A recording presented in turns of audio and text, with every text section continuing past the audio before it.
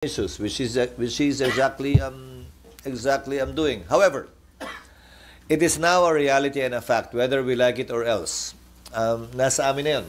At meron kaming trabaho at constitutional duty na gampanan nito.